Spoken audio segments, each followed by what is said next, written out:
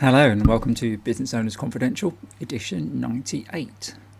Here's a little bit of what I stand for. It has been a while since I wrote about my mission.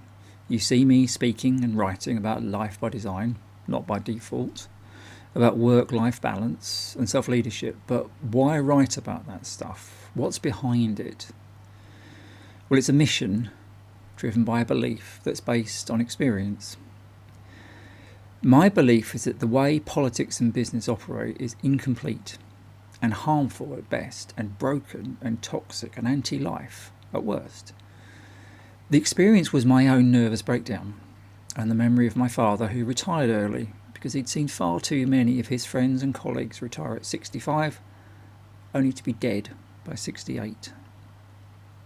Now, I'm not anti-business, I'm not anti-making money, but I am anti the short-term profit at any cost approach that business takes, which seems to be driven mostly by the demands of distant shareholders who don't know anything about the business.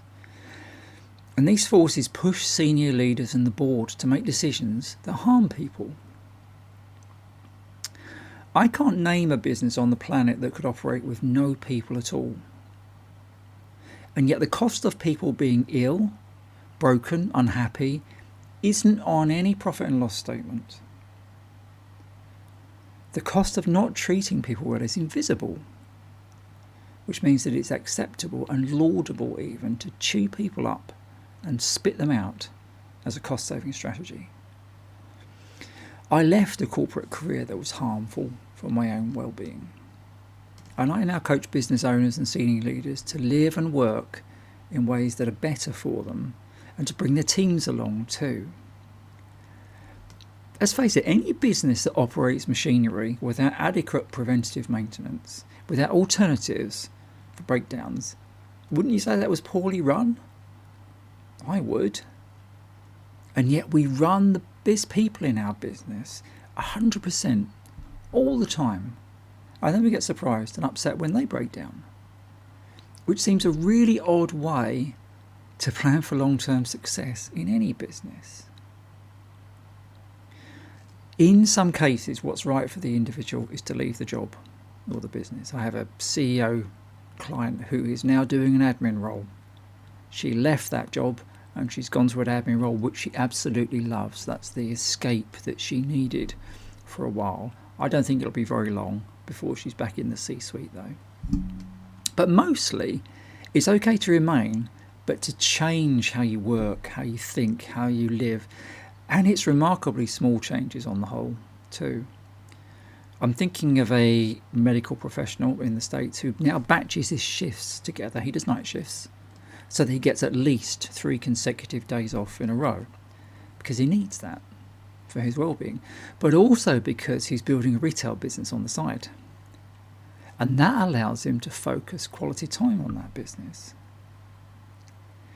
And I'm thinking of a CEO who now takes weekends off and books a solo trip every quarter to recharge herself personally. The team now runs the business and she sets the strategic direction instead of doing it all herself.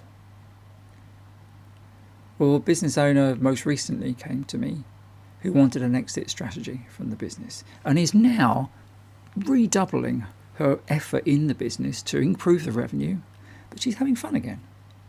She's sorting out her health and she's having a whole lot less hassle as well. Some people do throw the job or the business up in the air and they go off to an island somewhere, which is great. But for most, that's not what they need, because that causes too much chaos and uncertainty in the family, with the kids, with school, with your other half's jobs. Most people don't actually need that. They just need work to be a part of their life, not the dominant force that overrides everything else. And that's not only possible, it's easier to achieve than you might think. So I mentioned my mission, that is part of it. The bigger mission is this: to change the way business operates globally so that it values people and the planet and makes profit while not destroying staff and the environment in the process. Realistically, I probably won't live to see that happen, but meanwhile, I'm helping a few individuals at a time to find ways to live and work like this.